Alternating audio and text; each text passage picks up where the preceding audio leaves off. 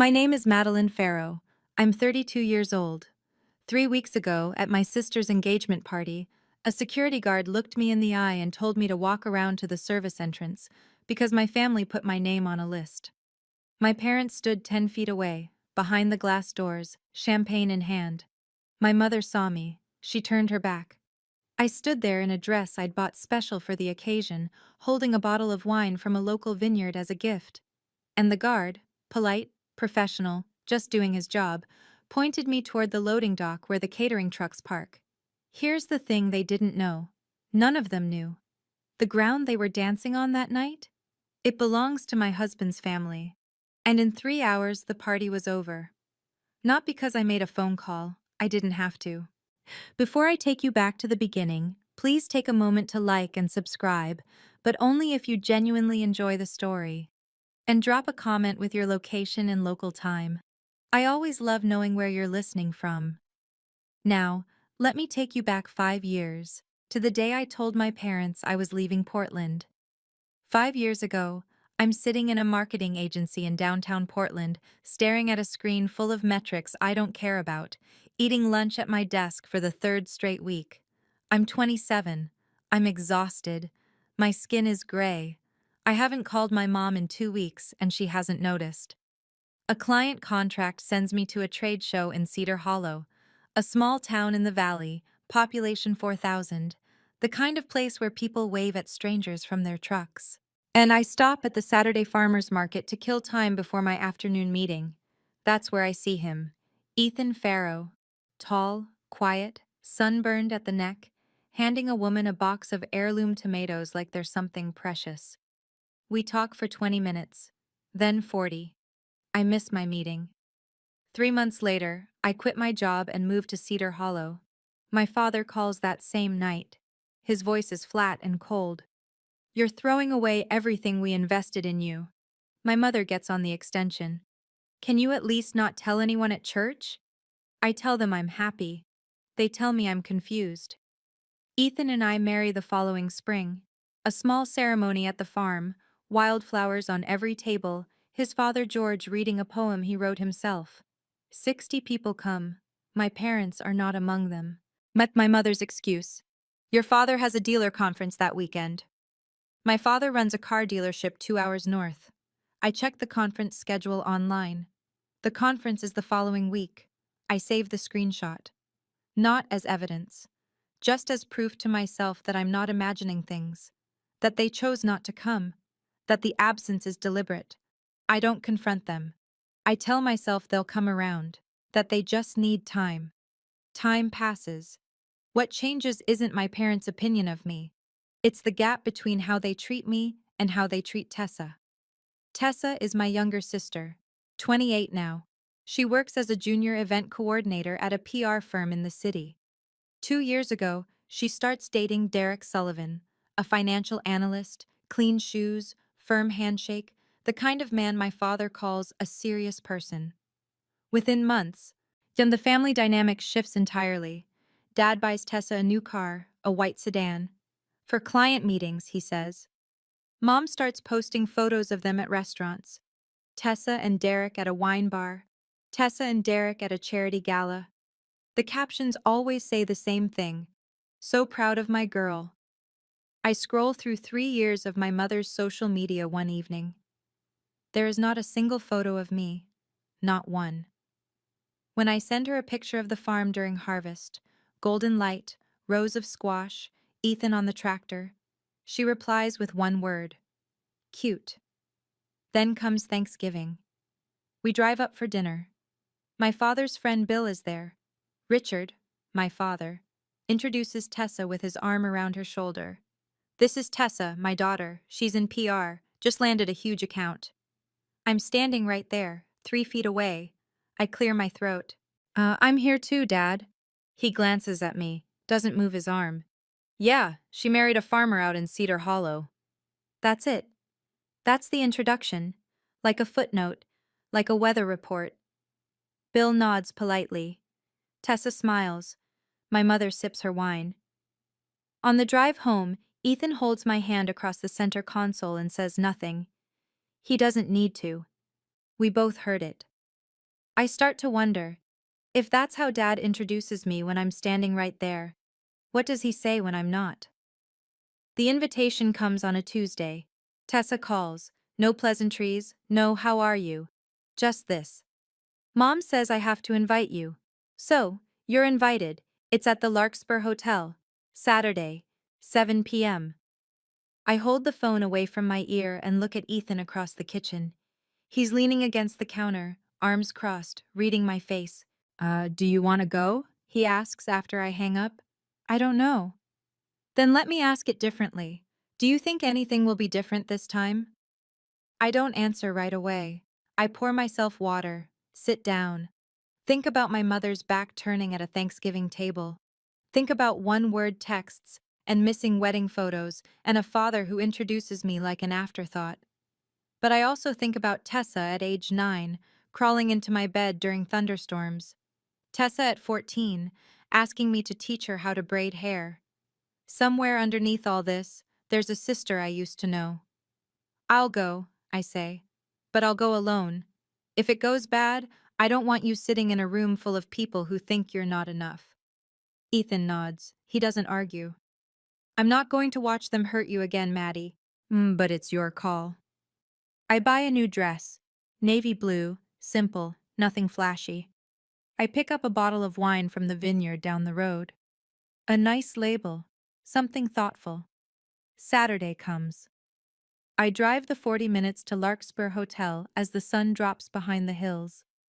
The building is beautiful. Stone and timber, warm light pouring through tall windows.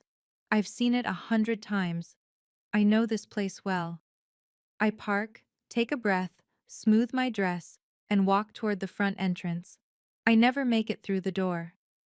The security guard is young, polite. He holds a clipboard and steps forward as I reach the entrance. Ma'am, can I get your name? Madeline Farrow. He scans the list, pauses, flips a page. His expression tightens, not rude, just uncomfortable.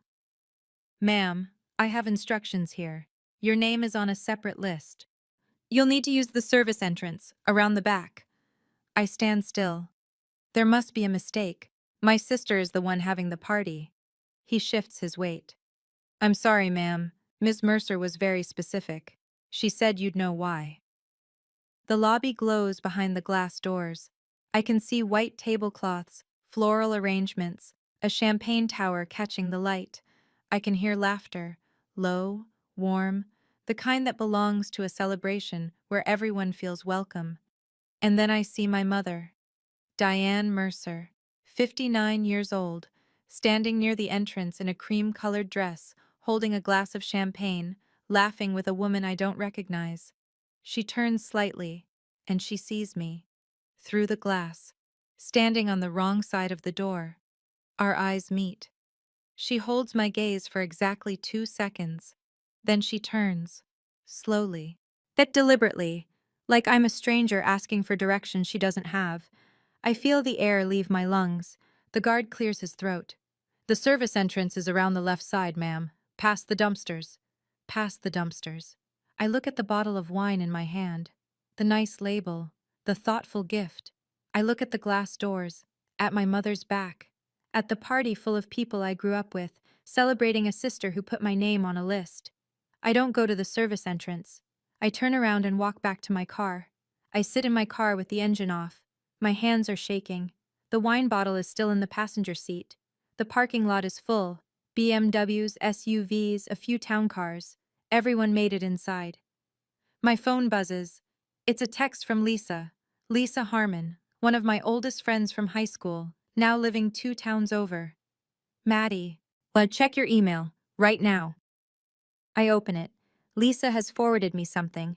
An email, sent by Tessa, to the entire guest list. 80 names. The subject line reads, "A note about tonight." I read it once, then again. Just a heads up, my sister Madeline may try to show up tonight. She's been going through some personal difficulties, and we thought it best she not attend to avoid any disruptions. Please don't engage if you see her. Personal difficulties. I read those 2 words 5 times. My sister told 80 people, friends, colleagues, people from our hometown, that I have mental health problems, that I'm unstable, that I'm the kind of person who causes disruptions. This isn't favoritism. This isn't being overlooked or sidelined or quietly excluded. This is my sister publicly framing me as damaged so no one questions why I'm not in the room. If I do nothing, this email becomes the story. Every person on that list will carry it home. Oh, Madeline. Yeah, she's struggling. Sad, really. I call Ethan. My voice is steady, barely. I'm coming home, but you should know what they did. I read him the email. He's quiet for a long time. Then he says, "Hold on, Maddie." His voice gets distant. I hear him say something I can't quite make out. Then a deeper voice, George, his father, asks, "What did they do to her?" Ethan puts me on speaker. I'm still sitting in the parking lot when George's voice comes through the speaker. Low, measured. The way he sounds when a storm is moving in and the livestock need to be moved. "Madeline, tell me exactly what happened." From the beginning. So I do. The guard, the clipboard, the separate list, the service entrance past the dumpsters, my mother turning away, the email. George doesn't interrupt. When I finish, the line is quiet for 5 full seconds. "Maddie, sweetheart, come home. I'm going to make a phone call." "George, please don't make a scene because of me." "This isn't about making a scene, Madeline. This is about my land and what happens on it." I blink. My hand stops shaking. "What do you mean, your land?" "Come home. Ethan will explain. Drive safe." The call ends. I stare at the Larkspur Hotel through my windshield. The warm lights, the stone walls, the manicured hedges. I've driven past this place 1,000 times. Ethan and I buy produce from the restaurant's kitchen manager every week. I know the loading dock, the herb garden, at the parking lot where the staff smokes cigarettes on break. But I've never thought about who owns the dirt underneath all of it. I start the engine and pull out of the lot. Later, much later, I'll learn that George didn't call the hotel first. He called Tom Hensley, the attorney who's handled the Farrow family's contracts for 20 years. George is a man who built 400 acres into one of the most respected operations in the county. He doesn't move on emotion. He moves on paperwork. I'm halfway home when Ethan's phone rings again, but this time it's not me calling, it's the hotel. Ruth Calloway has managed the Larkspur Hotel for 15 years. She grew up in Cedar Hollow. Her grandmother and George's mother used to can peaches together every August. When Ruth calls Ethan, her voice is tight. "Ethan, I just reviewed the security log for tonight. Someone named Farrow was redirected to the service entrance. Please tell me that wasn't Madeline." It was. Silence. 5 seconds. 10. The Mercer family booked the grand ballroom. They submitted a guest management list. Your wife's name was on it, flagged under "Do not admit through main entrance." I didn't see it until 20 minutes ago. One of our newer staff processed it. "Ethan, I am so sorry." Ethan's jaw is tight. I can see it even from across the kitchen when I walk in, still in my navy dress, still holding the wine bottle I never got to give. Ruth, she was sent to the back door, past the dumpsters, while her own mother stood inside watching. Ruth exhales. "I know, I pulled the camera footage. And? And Mrs. Mercer was visible through the lobby glass. Facing the entrance, there's no question she saw your wife." Ethan sets the phone on the counter. George is sitting at the table, reading glasses on, a legal pad in front of him with Tom Hensley's number circled at the top. "Ruth," George says, loud enough for the speakerphone, "you know my family. You know what that hotel sits on." "Yes, sir, I do." "Then you understand this isn't a complaint. This is a notification." Ruth is quiet for a moment. "Mr. Farrow, I would have flagged this myself if I'd caught it in time. I want you to know that." "I believe you," George says. "But it happened.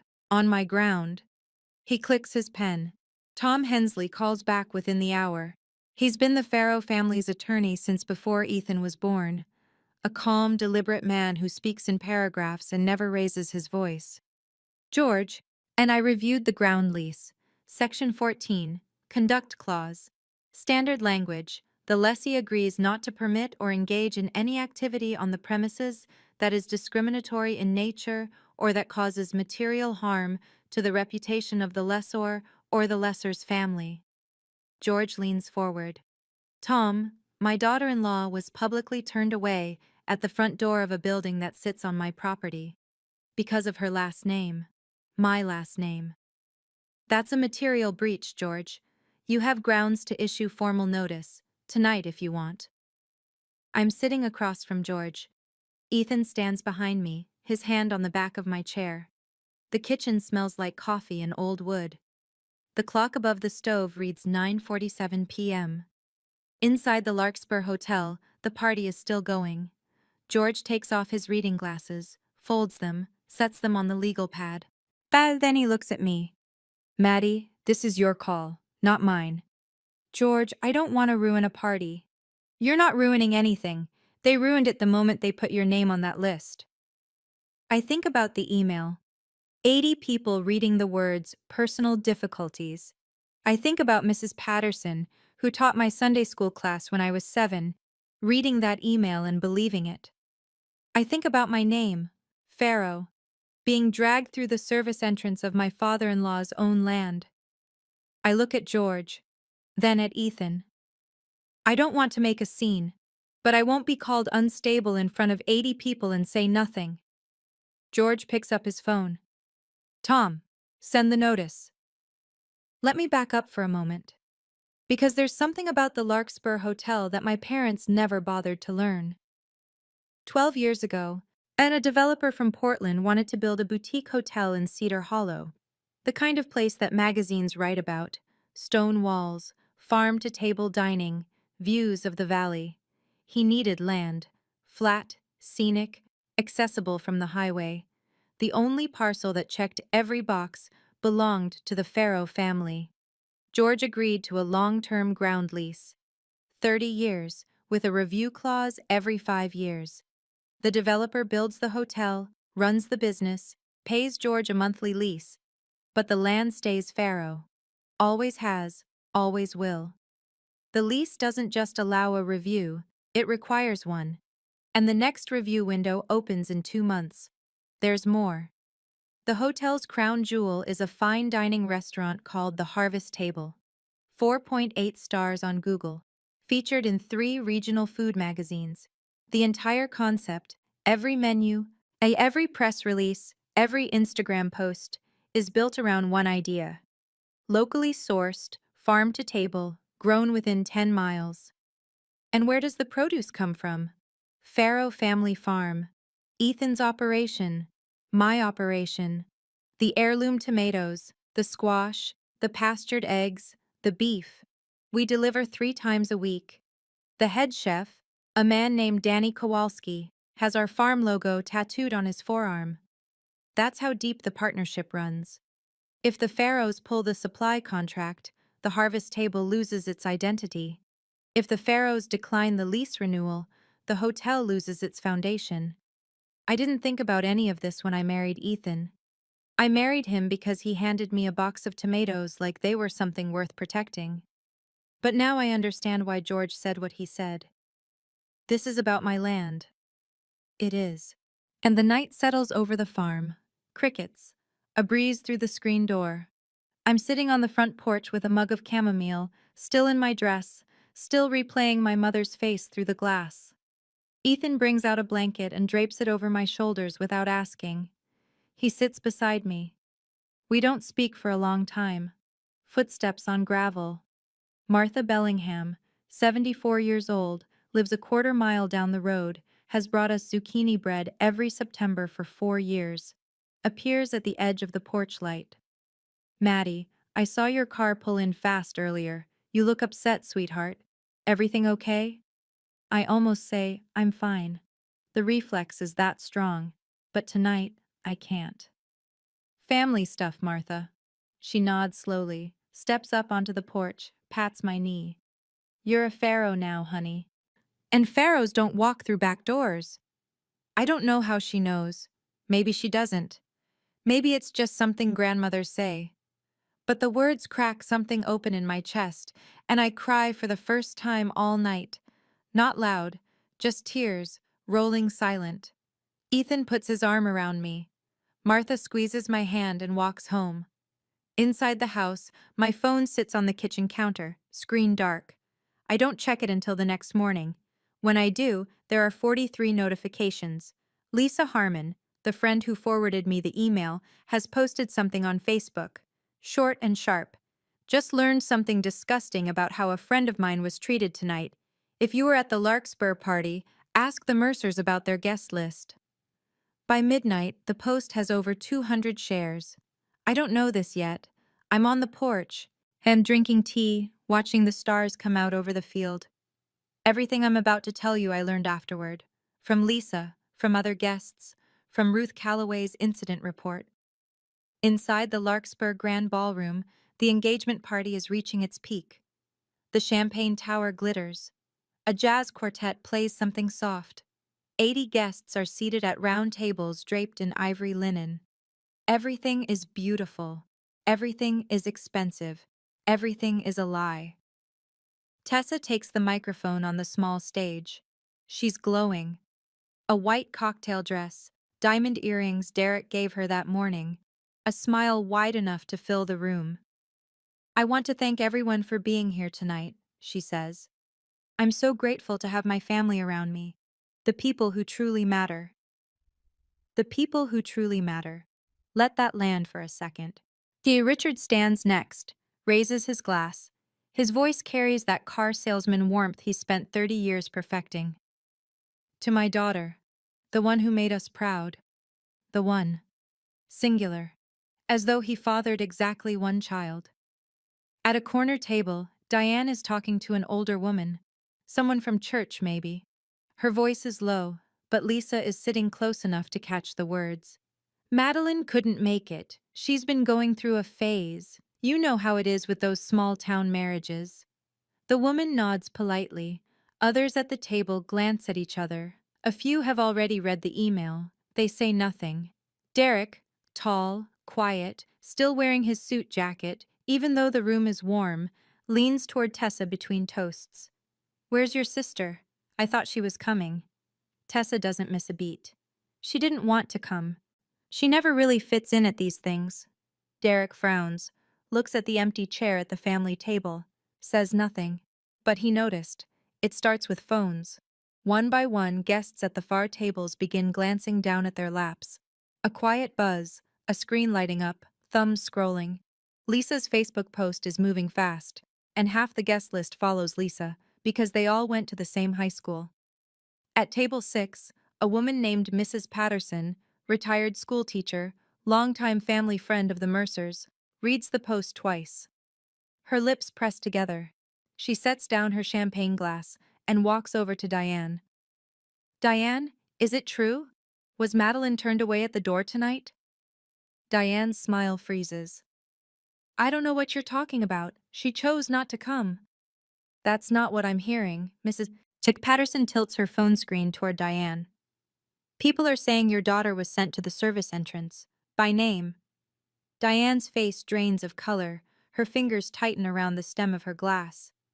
That's ridiculous. People exaggerate on the internet. Lisa Harmon doesn't exaggerate, Diane. She's a public defender.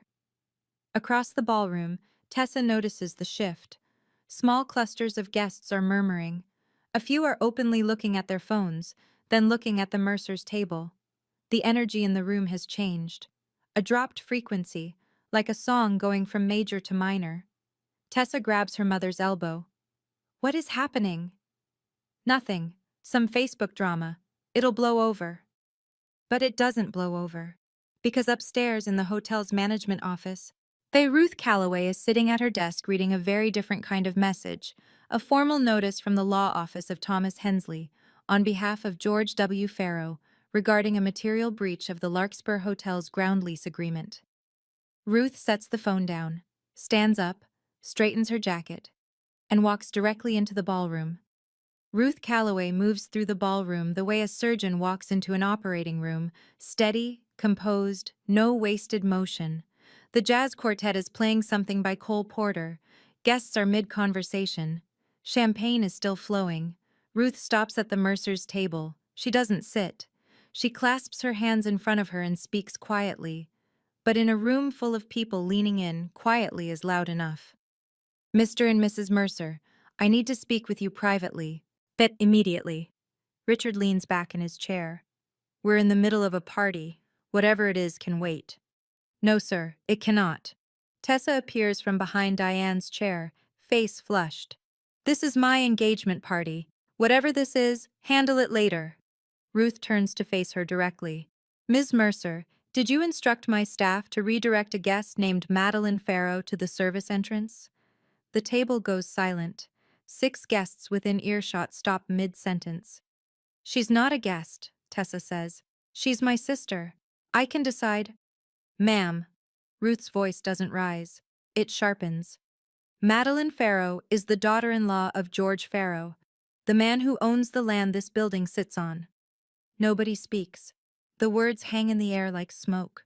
Richard's glass stops halfway to his mouth. Diane's hand goes to her throat. At the next table, Mrs. Patterson sets her napkin down and watches. Derek stands. He's been silent this whole time. His voice is low but clear. You put your sister on a banned list? You told me she didn't want to come. Tessa spins toward Diane. Her voice cracks. You knew? You knew who her father-in-law was? Diane's mouth opens, closes, opens again. I didn't think it mattered. The jazz quartet finishes their song. No one claps. Okay. I need to pause here for a second, because right now, at this point in the story, I'm sitting on the porch at George's house, holding a cup of chamomile tea, and I have no idea any of this is happening inside the Larkspur Hotel. All I know is that my mother saw me through the glass and turned away. So here's my question for you. If you found out your sister sent an email to 80 people saying you had personal difficulties, would you still want a relationship with her? Tell me in the comments. Ruth leads the Mercers into a small conference room off the lobby. Diane, Richard, Tessa. Derek follows without being asked. Ruth closes the door. Doesn't sit. I'll be direct. The Farrow family's attorney has sent formal notice to this hotel. Your event has violated the conduct clause of our ground lease. Section 14. George Farrow, the landowner, has the right to demand immediate termination of any event on this property that causes harm to his family's reputation. Richard slams his palm on the table. This is absurd. We paid $12,000 for this room. You paid for the room, Mr. Mercer. You didn't pay for the land under it, and Mr. Farrow has instructed us to end this event. You can't cancel my engagement party! Tessa's voice is high, brittle. Ruth turns to her. Her tone doesn't change. Ms. Mercer, you gave my staff a written instruction to redirect your own sister, a member of the Farrow family, to the service entrance, the entrance we use for deliveries and waste removal, on Farrow land. She pauses. I've managed this hotel for 15 years. I have never been asked to humiliate a guest at their own family's party.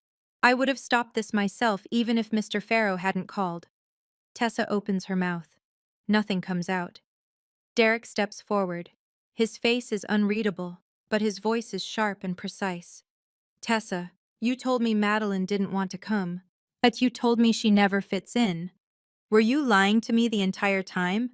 Tessa turns to Diane. Her composure finally breaks. This was your idea. You told me she'd embarrass us. You said handle it. Diane goes white. Tessa, lower your voice. No, you don't get to pretend this was all me.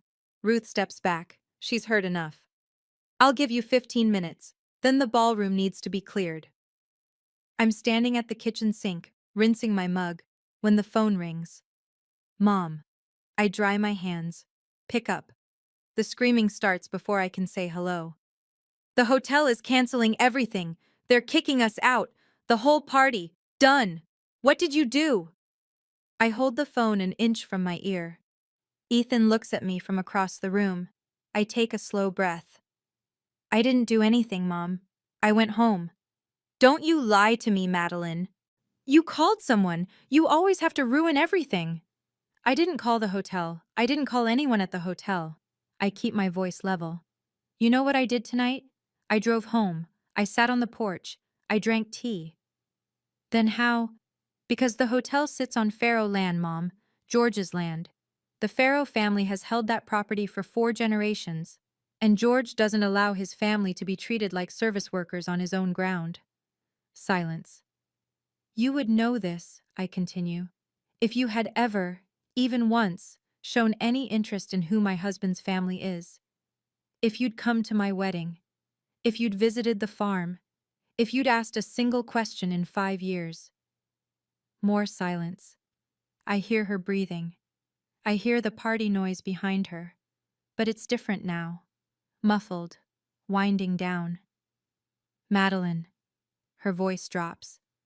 The rage is gone, but replaced by something thinner. Panic. You need to fix this. I look out the kitchen window.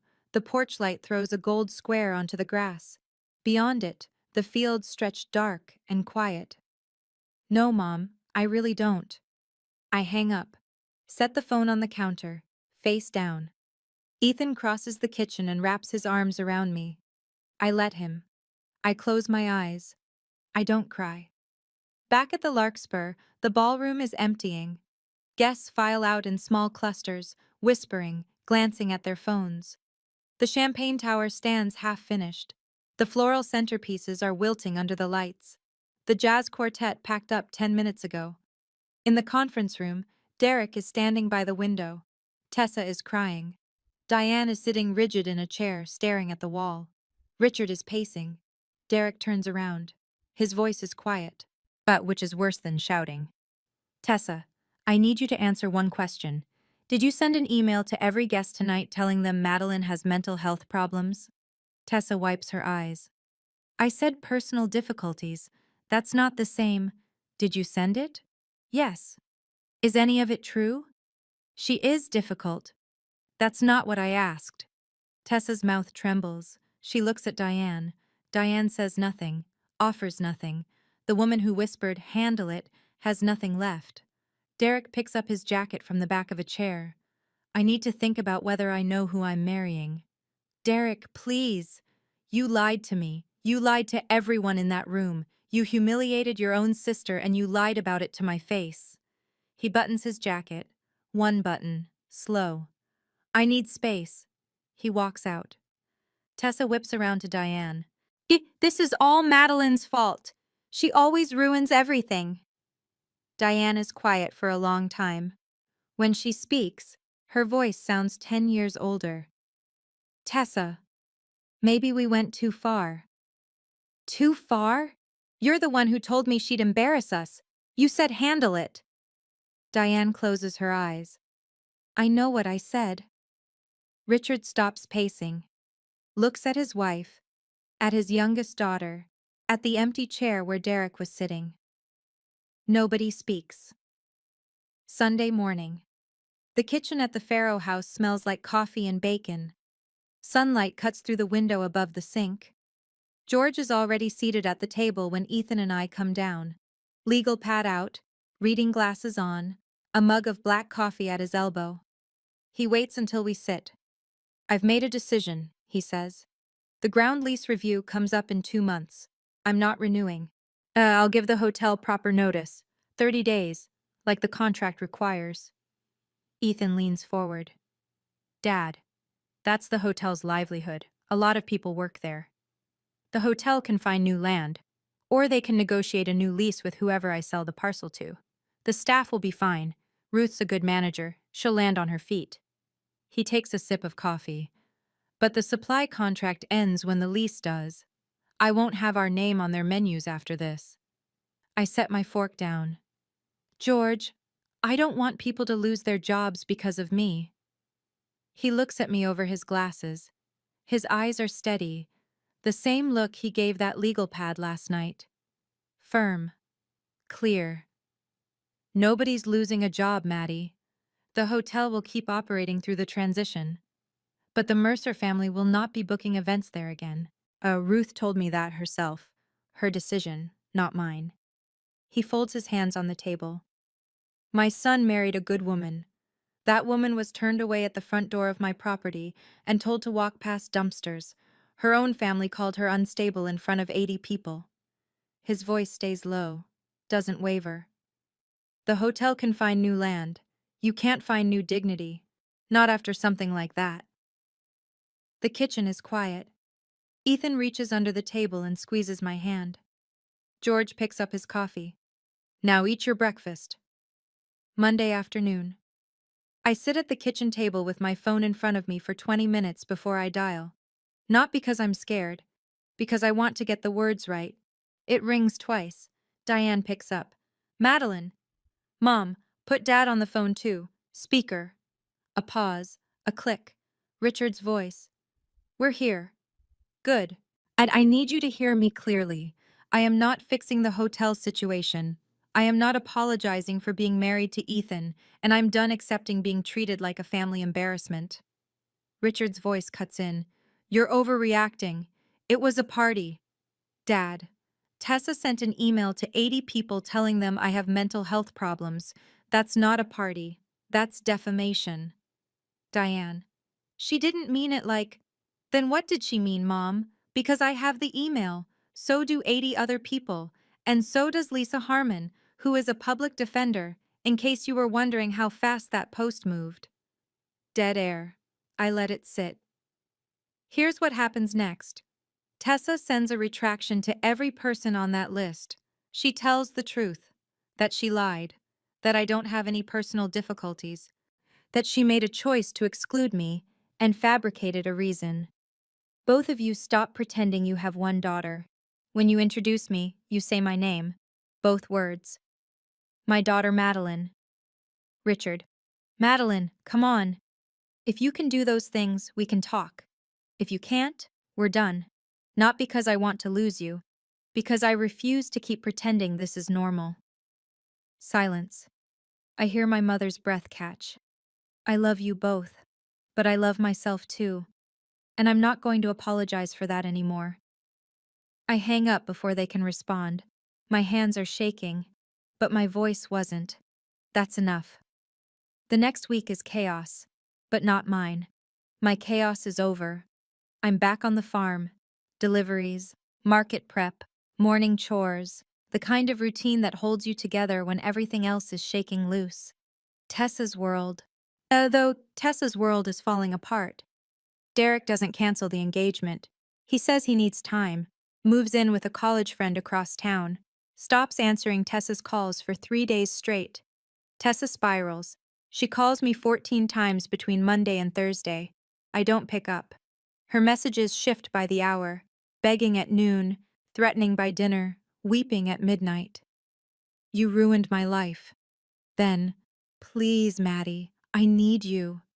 Then, I swear to God, if you don't fix this. I don't respond.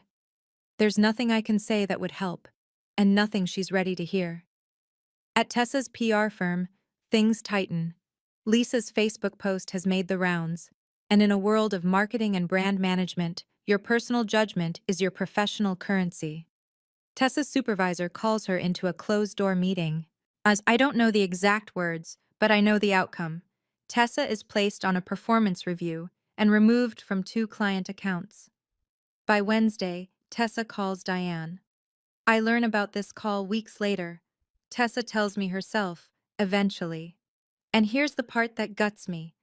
This is your fault, Tessa screams at Diane. You told me she'd embarrass us. You said handle it. I handled it. And Diane, the woman who whispered the instruction, who turned her back at the glass door, who sat silent while her youngest daughter did the dirty work, says, I never told you to send that email, Tessa. Tessa hangs up. She sits in her apartment alone. That's the moment, she tells me later, when she realizes she has no one. Richard tries the direct approach. It's the only move he knows.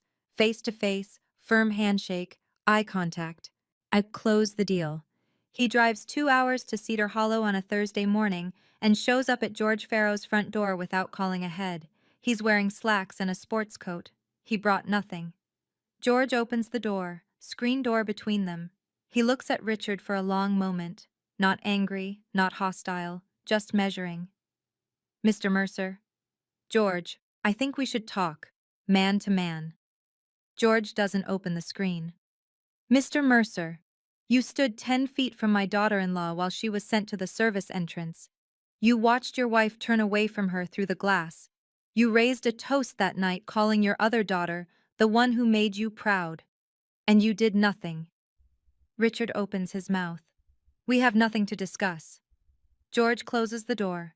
Not slammed, just closed. Firm and final, like the last page of a book.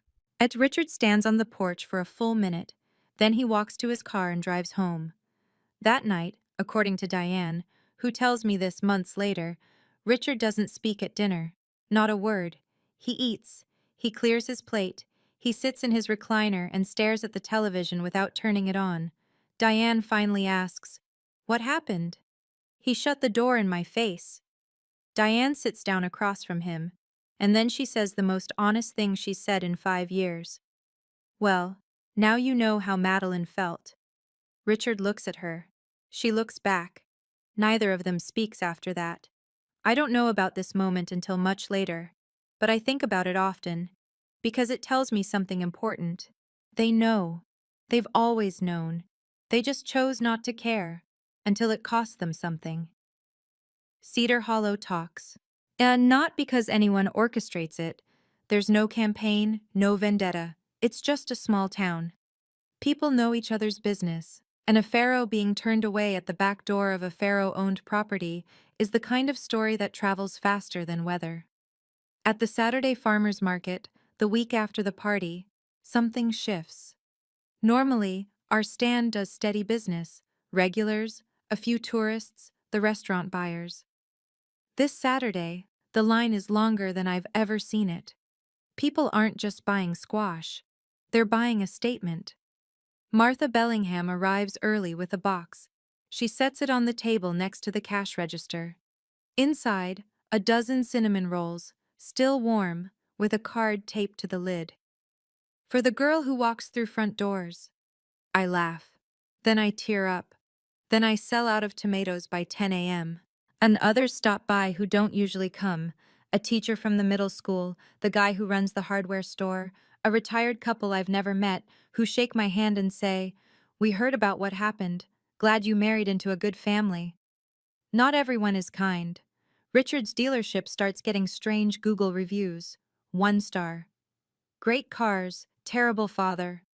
Another. Sells sedans, disowns daughters. When I see them, I post on our farm's Facebook page.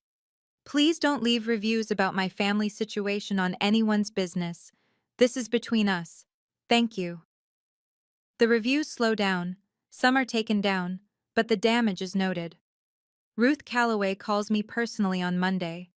Her voice is warm, professional, a little tired. Madeline, on behalf of the hotel, I want to apologize. What happened on our property was unacceptable. We've reviewed our entire guest management process. Ruth, it wasn't your fault. Thank you for doing the right thing. You would have done the same. Maybe. But she's the one who actually did it. 3 weeks after the party. My phone rings on a Tuesday evening. Tessa. I almost don't answer. But something about the timing, a Tuesday, early evening, the kind of hour you call when you've been thinking all day and finally ran out of excuses, makes me pick up. Her voice is different, stripped down. No anger, no performance, just tired. Madeline, I sent the retraction to everyone on the list. I told them the truth, that I lied, that you don't have any issues, that I was the one who was wrong. I close my eyes. Thank you, Tessa. Quiet. Derek said he'll consider coming back if I get professional help. I started seeing a therapist last week. Her name is Dr. Kim. She's making me look at things I don't want to look at. I'm glad. I really am. Madeline, Her voice catches. I know this doesn't fix things. I know one phone call doesn't erase what I did. It doesn't. Not yet. Maybe not for a long time. I know. More quiet. But it's a different kind of quiet now. Not hostile, not cold. More like the space between two people standing at opposite ends of a long hallway, trying to figure out if there's a reason to walk toward each other. I miss you, Tessa says, barely a whisper. I miss when we were kids, and none of this mattered. My throat tightens. I remember Thunder and a small body curled against mine under a quilt. I remember teaching her to braid. I remember who she was before all this. I miss that too. But I don't open the door all the way. Not yet. When you're ready, really ready, Tessa, not just scared, you know my number. Okay, okay. I hang up. The field outside is turning gold. The letter arrives on a Thursday. Handwritten. My father's handwriting.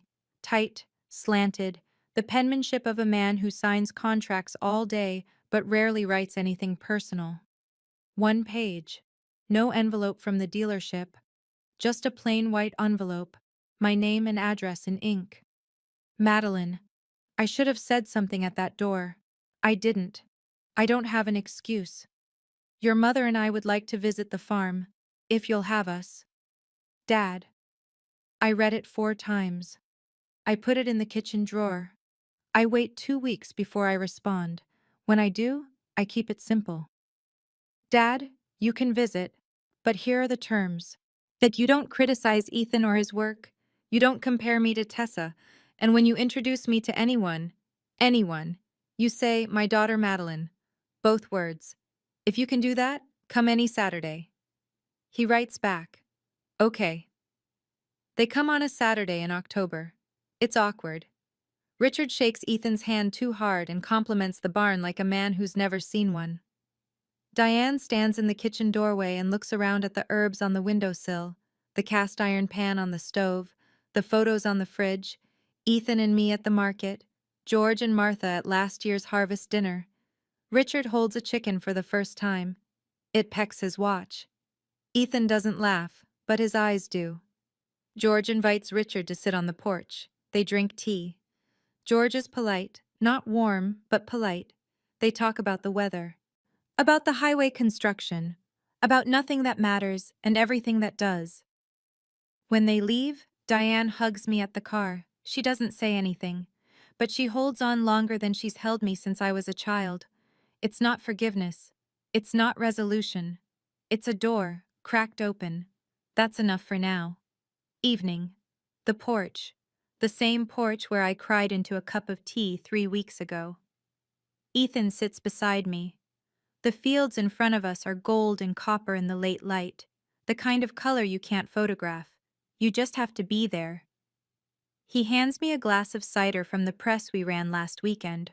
Our apples, our land, our life. People keep asking me, I say, if I regret it. Leaving Portland, marrying a farmer, losing all that time trying to hold on to my family. Ethan takes a sip, waits. I don't regret it. I'm sad. I'm sad that I spent years believing I wasn't enough. Sad that I had to draw a line with people I love. But I'd do it all again, every part. He nods. You know what I've learned? Real strength isn't proving you're better than anyone. It's building a life that speaks for itself. And when someone tries to push you through the back door, you don't need to punch through the front. You just go home. To the right home. The field darkens slowly. Fireflies start blinking near the tree line.